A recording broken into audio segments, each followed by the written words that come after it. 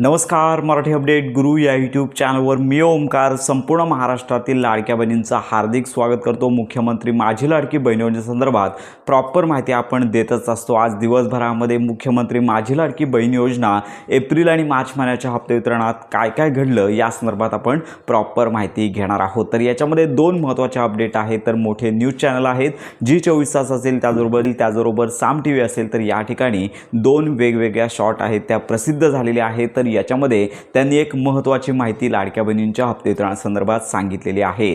तर यामध्ये सांगण्यात आलेलं आहे की 30 एप्रिल पर्यंत हप्ते का आले नाही आहेत, कारण का KYCच्या दुरुस्तीमध्ये मुदतवाढ आणि त्याचबरोबर संपूर्ण महाराष्ट्रातील लाडक्या बहिणी आहेत ज्या पात्र आहेत त्यांची कागदपत्र पडताळणी, यामुळे लाडक्या बहिणींना हप्ते वितरण उशिरा होत आहे। आणि यांनी एक महत्त्वाची बातमी सांगितली की लाडक्या बहिणींच्या हप्ते वितरणाची तयारी सुरू झालेली आहे। आपण देखील या संदर्भात माहिती देतच आहोत, पण या ठिकाणी सांगण्यात आलेले आहे की लाडक्या बहिणींना पुढील 2 आठवड्यांमध्ये मुख्यमंत्री माझी लाडकी बहीण योजनेअंतर्गत मार्च आणि एप्रिल असे 2 हप्ते 3000 रुपयांचा लाभ एकत्रित मिळण्याची शक्यता वर्तवण्यात येत आहे। तुम्ही देखील त्यांच्या अधिकृत पेज असेल, यूट्यूबचं चॅनल असेल, तर या ठिकाणी अशी बातमी पाहिलीच असेल।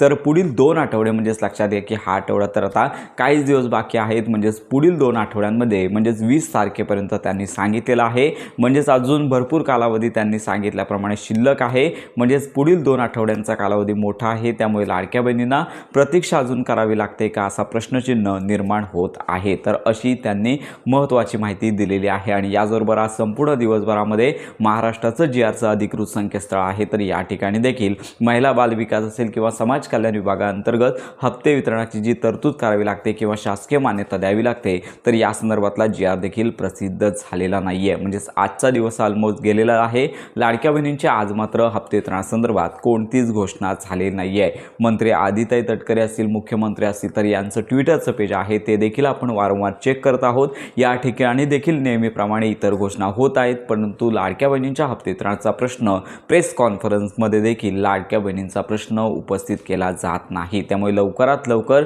प्रशासनाने लाडक्या बहिणींच्या हप्ते वितरणाचा निर्णय घ्यावा आणि लाडक्या बहिणींच्या प्रतीक्षेला पूर्णविराम द्यावा। तर अशा प्रकारच्या आजच्या दिवसभरामध्ये घडलेल्या हप्ते वितरणासंदर्भातल्या ज्या अपडेट आहेत त्या आपण माहिती संपूर्ण महाराष्ट्रातील लाडक्या बहिणींना याची दिलेली आहे। त्यामुळे लाडक्या बहिणींना प्रतीक्षा करायची आहे, कारण का हप्ते वितरणासंदर्भात अजून काहीही अपडेट आलेली नाही आहे। शासनाची तयारी मात्र सुरू आहे, परंतु वित्त विभागाची परमिशन मुख्यमंत्री यांच्या माध्यमातून देणं गरजेचं आहे। ही परमिशन मिळताच हप्ते वितरणाचा GR प्रसिद्ध होईल। हप्ते वितरणाचा GR कोणत्या वेळेला नक्की प्रसिद्ध होईल हे मात्र अद्याप कोणी सांगू शकत नाही। सोशल मीडियावरती मोठे न्यूज चॅनल आहेत पुढील 2 आठवड्यांमध्ये, तर आपण सांगत आहोत की थोडी प्रतीक्षा करा। शासनामार्फत शासकीय मान्यता देणारा GR लवकरच प्रसिद्ध होईल आणि त्याच्यानंतर लाभ वितरणाची प्रोसेस होणार आहे। तर ही महत्त्वाची माहिती सर्वांपर्यंत नक्की शेअर करा।